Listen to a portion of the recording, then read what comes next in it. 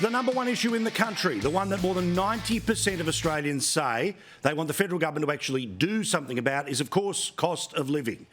We were being told that inflation was going down, but guess what? The reality of Albonomics is that inflation continues to rise. It is nowhere near the record levels of a few months ago, but still, the promise couldn't have been clearer. Before being elected as the Prime Minister, quote, "A Labor government will lower the cost of everything." It's still on Albo's Twitter feed. It still is apparently the corest of core promises, but it's the one they have not delivered on. Well, today, inflation, confirmed, has gone up again. It is now 5.2%. Things like fuel, food and insurance prices, all things we've been talking about as those things have been happening in real time. While everyone else wants to talk about almost anything else, you know this is the thing people seriously are concerned about. But unsurprisingly, the man who has responsibility for the Australian economy, the man who said when it was just one interest rate rise that it was a full-blown cost of living crisis, who says bugger all now that there has been another 11 interest rate rises since he became the Treasurer. Well, when the numbers were heading in the direction that he preferred, this is what he was crowing in Parliament. The data that we've been getting for the last couple of weeks is consistent with getting on top of this inflation challenge at the same time as our labour market and our economy more broadly continues to grow. And that's really what we're trying to achieve here. Well, of course, the Bronco is bucking. And what was the response today of the man who is in charge of the Australian economy? Nothing. Tumbleweeds. According to his Twitter feed, he was in remote parts of Queensland today, but presumably there was mobile phone reception that he would be able to tweet. We have the photos. But today, nothing. No press conference, no announcement, no I feel your pain, just the traditional tumbleweeds whenever the news is not fitting the political narrative.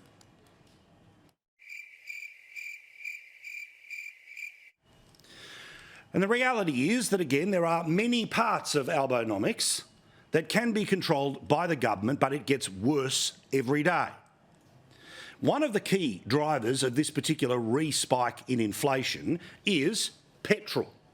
Now, there isn't a thing in this country that doesn't need to be moved around, and yes, while a small amount of rich people buy electric vehicles, the bulk of stuff is moved around on the back of a truck. The way we get to and from work, the way we drop our kids off at school, it's all in a car. And amazingly, while the overall inflation rate is 5.2%, have a look at this. The annual inflation rate on petrol is 13.9%. It is almost 3 times higher than the national average. This is the blood in the veins of our supply chain. In fact, tonight, a quick check of the prices, particularly in New South Wales, but it's not too different everywhere else in the country. E10, over $2.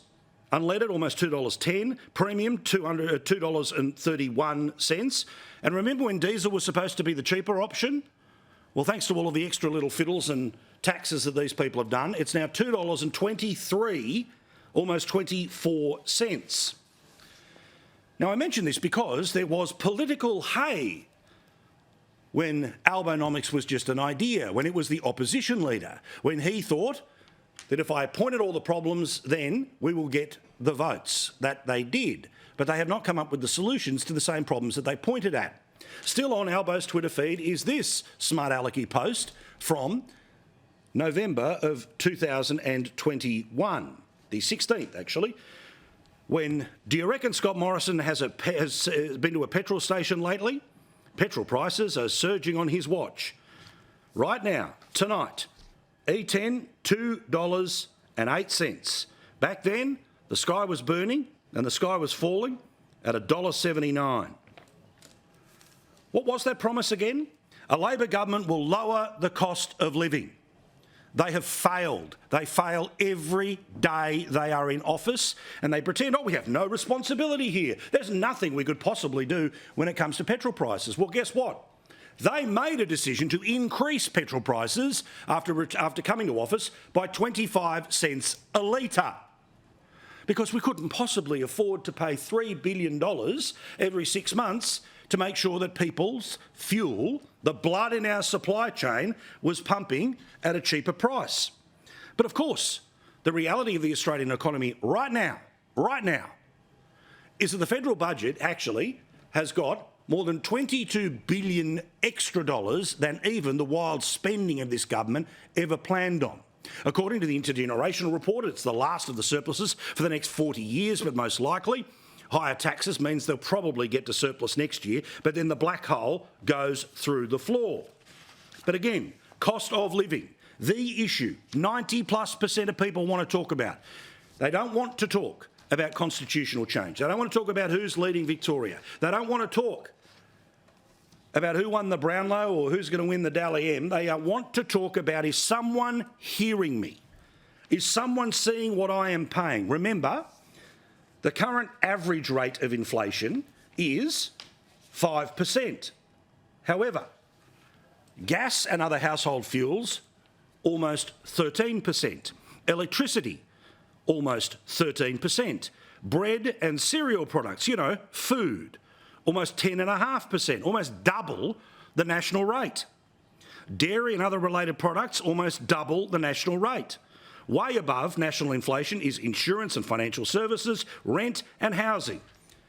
So if you don't need the lights on and you don't need somewhere to live and you don't need to give your kids breakfast and you don't need to make them lunch before they go to school, everything's amazing. This is the reality of what this bloke has done. He is in a position to do something about petrol prices without it being inflationary.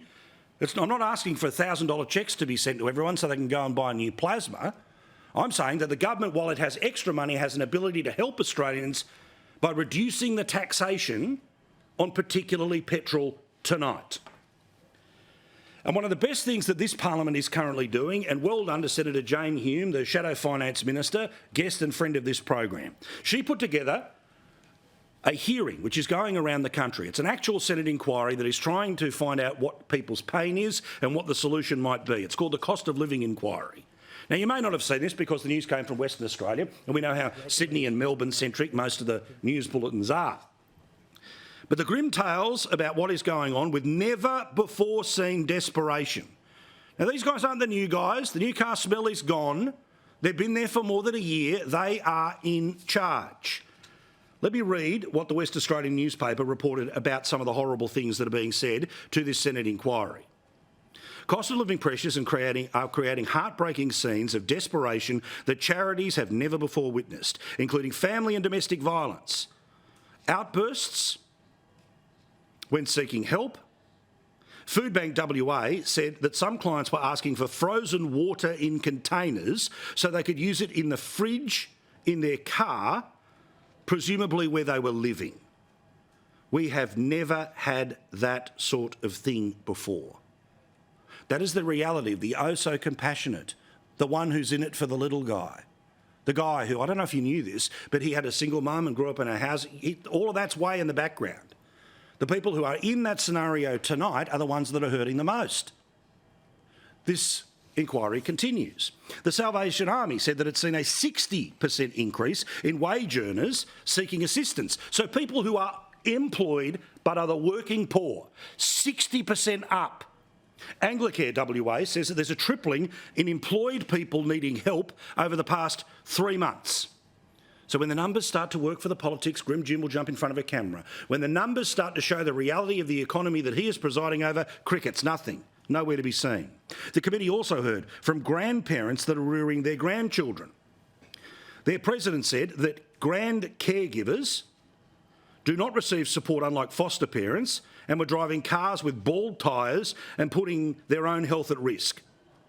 2 of these self-funded retirees, Margaret and Ron, they told the Senate inquiry that retirees were foregoing home and health insurance. How's that promise going, Albo? How's that roll gold, absolutely trust me with your vote, because we're better than the last guy? A Labor government will lower the cost of living. Well, today the data tells us what we already know. It'll be the same next month, the same for a long time to come. But of course, these people at the front end of the plane, the ones that are on the public purse, they're giggling, loving the idea that they feel everyone's pain, but they make decisions that make everyone's pain worse. Don't forget, they're the ones who took $1,500 out of your tax return, and that affected 10 million people's ability to pay. the increased inflation that happens right now. But don't worry. Grim Jim, Albo and all the rest of them are fine because they have got their biggest pay rise in a decade.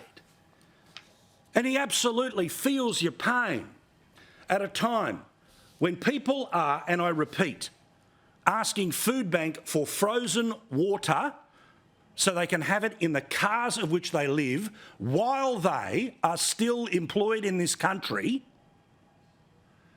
What's Albo been doing? Has he been on the front lines of the conversation about cost of living? Is he saying, you know what, we've got the extra cash, let's do something about the rise in petrol? No.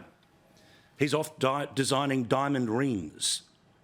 The rings that the players will receive at the National Rugby League Grand Final have been designed by the Prime Minister.